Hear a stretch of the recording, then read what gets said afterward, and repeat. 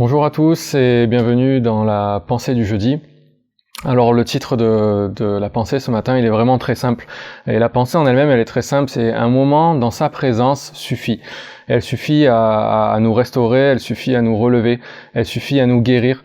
Et combien dans nos vies, on a dans le cours de notre vie, il y a tellement de moments où on a besoin d'être relevé, on a besoin d'être encouragé par le Seigneur, on a besoin qu'il vienne nous rassurer, on a besoin qu'il vienne nous restaurer, puis il y avoir des choses qui sont profondes dans nos vies aussi, des blessures qui sont là, et on a besoin que le Seigneur il vienne nous restaurer.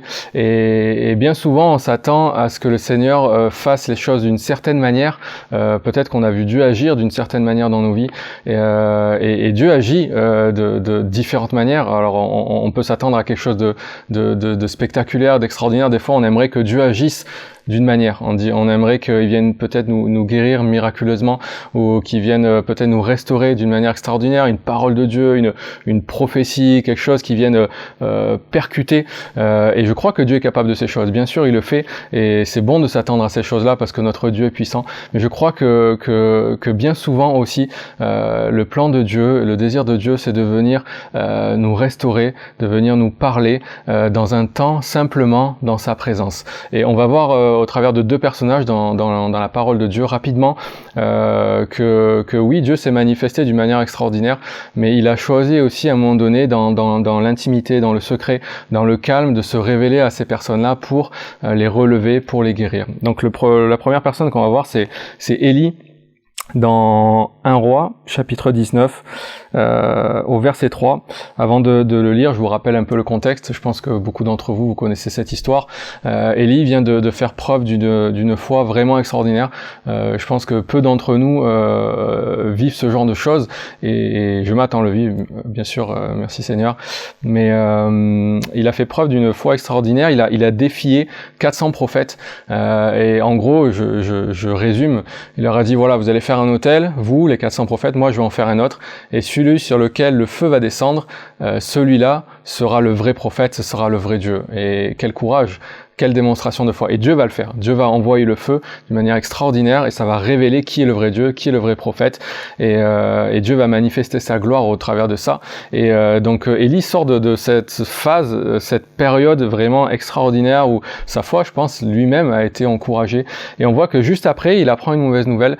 Et combien ça peut être le cas dans nos vies, on peut vivre des choses belles, bien sûr, on les vit avec le Seigneur, et juste après, au travers peut-être d'une mauvaise nouvelle, d'une mauvaise situation, combien notre foi, et moi le premier, elle peut dégringoler, le doute peut venir, comme si le ciel s'assombrit d'un coup, et c'est là où on voit, en fait, Élie vient d'apprendre que Jézabel, la femme du roi, vient de le menacer de mort. Et on lit au verset 3, Élie prit peur et s'enfuit pour sauver sa vie, le grand Élie. Et ça doit rassurer nos cœurs. Élie, c'est un être humain comme nous, et Dieu va s'occuper d'Élie comme il veut s'occuper aussi de nous. Élie prit peur et s'enfuit pour sauver sa vie. Il se rendit d'abord à Beersheba, dans le territoire de Juda, où il laissa son jeune serviteur, puis il s'enfonça dans le désert. Après avoir marché toute une journée, il s'assit à l'ombre d'un genêt, isolé, et demanda la mort. « C'en est trop, dit-il. Maintenant, Éternel, prends-moi la vie, car je ne vaux pas mieux que mes ancêtres. » Quel changement on voit dans le cœur d'Élie, alors que il vient de vivre ces choses extraordinaires. D'un coup, il se sent complètement diminué, complètement dans la peur.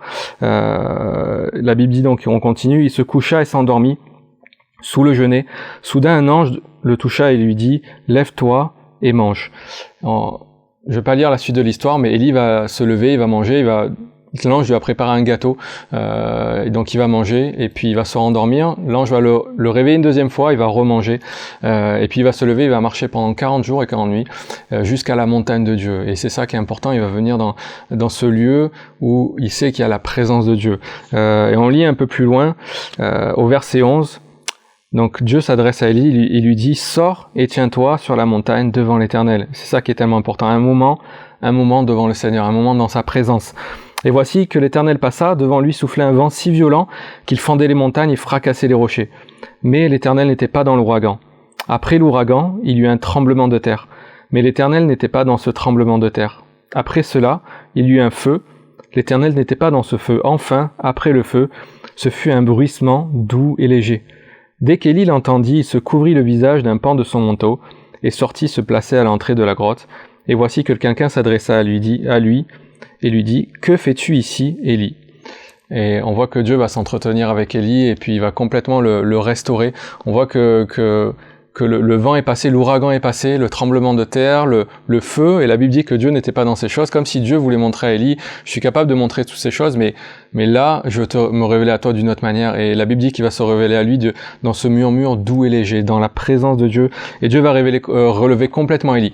Il va le restaurer, Élie va repartir, il va trouver un nouveau serviteur qui va former, c'est Élisée qui va devenir le successeur d'Élie, et on voit que Dieu est capable de faire ces choses extraordinaires, et combien c'est là le cœur du message, ne t'attends peut-être pas à certaines choses tout le temps de la part de Dieu, mais le Seigneur il veut te dire viens. Viens dans ma présence, viens simplement dans un temps de proximité, un temps d'intimité avec le Seigneur, au travers d'une parole, au travers de la prière, au travers d'un temps avec lui. Le Seigneur est capable de complètement de te relever. Et rapidement, je voulais vous parler de ce deuxième personnage. Donc le premier c'était Élie, le deuxième c'est Pierre, on va pas le lire, mais Pierre... pour beaucoup d'entre vous, vous connaissez cette histoire aussi, juste après la mort de Jésus, Pierre, alors qu'il a renié Jésus, donc il est complètement passé à côté. Jésus l'avait prévenu, tu vas me renier, et pourtant c'est ce qu'il a fait. Jésus est mort, il a perdu donc son sauveur, il a perdu, je pense, son ami. Ils avaient passé 3 ans proches les uns des autres. Donc c'est vraiment un temps sombre, un temps où je pense qu'il y a des blessures très profondes dans le cœur de Pierre. Et Pierre va aller pêcher toute la nuit avec d'autres disciples, ils vont rien trouver. Et Jésus va être là sur la rive en train de les attendre quand ils reviennent de la pêche. Et ils les reconnaissent pas encore. Et Jésus va leur dire jetez le filet. Du côté droit, ils vont jeter le filet et ils vont attraper énormément de poissons, les filets vont être pleins. Et à ce moment-là, leurs yeux vont s'ouvrir. Je crois que ce miracle va faire renaître la foi dans le cœur de Pierre et des autres disciples. Ils vont reconnaître Jésus. La foi, elle nous ouvre les yeux, ils vont reconnaître Jésus. Mais au travers de ce grand miracle, oui, la foi, elle a commencé à renaître, mais c'était pas suffisant. Pierre avait besoin d'être restauré. Et combien j'aime la façon dont Jésus va s'y prendre. La Bible dit qu'il a préparé un feu, il a fait cuire quelques poissons, il va inviter les disciples à venir, à prendre le repas avec eux, et c'est synonyme de partage, d'intimité. C'est ce que Jésus veut faire avec nous. Et la Bible dit qu'après le repas, Jésus va appeler Pierre et ils vont commencer à discuter. Jésus va lui dire, est-ce que tu m'aimes, Pierre? Et vous connaissez cette histoire. Pierre va lui dire, oui, je t'aime. Il va lui poser la question plusieurs fois. Et Jésus va lui dire, paie mes brebis, prends soin de mes brebis. Il va le restaurer dans son appel, dans ce que Dieu l'appelle à faire. Il va lui-même lui expliquer comment il va mourir, qu'il allait glorifier Dieu dans sa mort, ce qui veut dire qu'il va servir Dieu toute sa vie. Donc Jésus va complètement restaurer Pierre et on voit qu'après Pierre est un homme complètement différent. Et voilà, c'est tout simplement ce que je voulais laisser sur votre cœur ce matin. C'est tellement simple, mais bien souvent on s'attend à que Dieu agisse d'une manière, alors que Dieu nous attend simplement dans le secret de sa présence, dans l'intimité, à venir ouvrir la parole de Dieu, notre Bible, sa parole, un moment avec lui, un moment de prière, un moment où il peut nous parler et nous restaurer. Voilà, je vous souhaite une bonne journée, à bientôt.